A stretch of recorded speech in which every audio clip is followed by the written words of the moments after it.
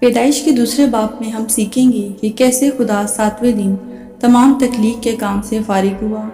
مشرق کی طرف عدن میں خدا نے ایک باغ لگایا اور جو انسان خدا نے بنایا تھا اسے اس باغ میں رکھا تاکہ وہ اس کی دیکھ بھال کرے، اور خدا نے اسے یہ بھی حکم دیا کہ وہ باغ کے ہر درخت کا پھل بے روک ٹوک کھا سکتا ہے، لیکن نیک و بد کی پہچان کے درخت کا پھل کبھی نہ کھانا۔ اور ہم اس بات پر بھی دھیان دیں گے کہ خدا کو آدم کا اکیلا رہنا اچھا نہیں لگا، تو اس نے آدم کے لیے ایک مددگار بنائی۔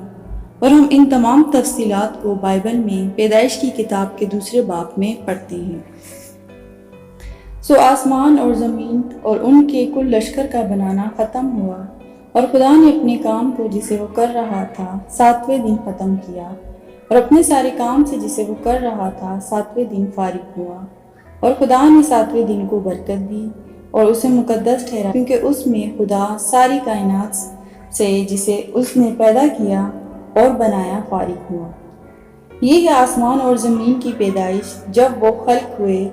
جس دن خدا نے زمین اور آسمان کو بنایا، اور زمین پر اب تک کھیت کا کوئی پودا نہ تھا اور نہ میدان کی کوئی سبزی اب تک اگی تھی، کیونکہ خدا نے زمین پر پانی نہیں برسایا تھا، اور نہ زمین جوتنے کو کوئی انسان تھا، بلکہ زمین سے کوہر اٹھتی تھی اور تمام روئے زمین کو سیراب کرتی تھی۔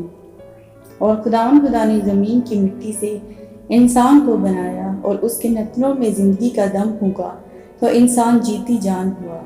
اور خدا نے مشرق کی طرف عدن میں ایک باغ لگایا اور انسان کو جسے اس نے بنایا تھا وہاں رکھا۔ اور خدا نے ہر درخت کو جو دیکھنے میں خوشنما اور کھانے کے لیے اچھا تھا زمین سے اگایا، اور باغ کے بیچ میں حیات کا درخت اور نیک و بد کی پہچان کا درخت بھی لگایا۔ اور عدن سے ایک دریا باغ کے سیراب کرنے کو نکلا اور وہاں سے 4 ندیوں میں تقسیم ہوا۔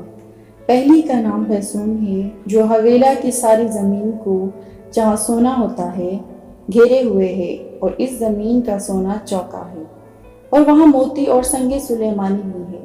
اور دوسری ندی کا نام جیہون ہے، جو کوش کی ساری زمین کو گھیرے ہوئے ہے۔ اور تیسری ندی کا نام دجلہ ہے، جو اسور کے مشرق کو جاتی ہے۔ اور چوتھی ندی کا نام فرات ہے۔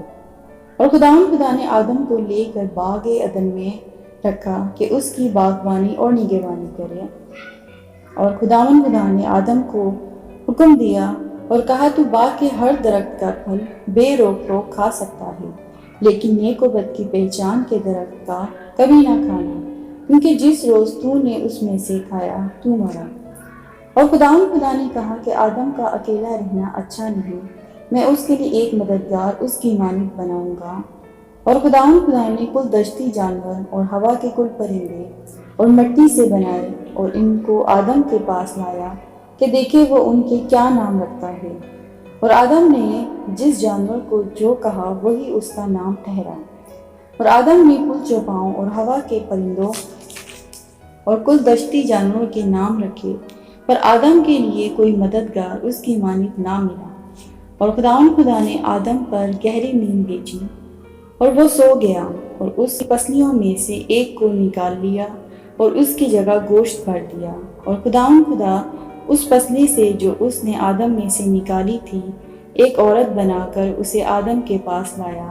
اور آدم نے کہا کہ یہ تو اب میری ہڈیوں میں سے ہڈی اور میرے گوشت میں سے گوشت ہے، اس لیے وہ ناری کہلائے گی، کیونکہ وہ نر سے نکالی گئی۔ اس واسطے مرد اپنے ماں باپ کو چھوڑے گا اور اپنی بیوی سے ملا رہے گا، اور وہ ایک تن ہوں گے۔ آدم اور اس کی بیوی دونوں ننگے تھے اور شرماتے نہ تھے۔ خدا کے پاک کلام کی رہنمائی پاتے ہوئے پڑھیں اور سنے جانے پر خدا کی برکت حاصل ہو۔ آمین۔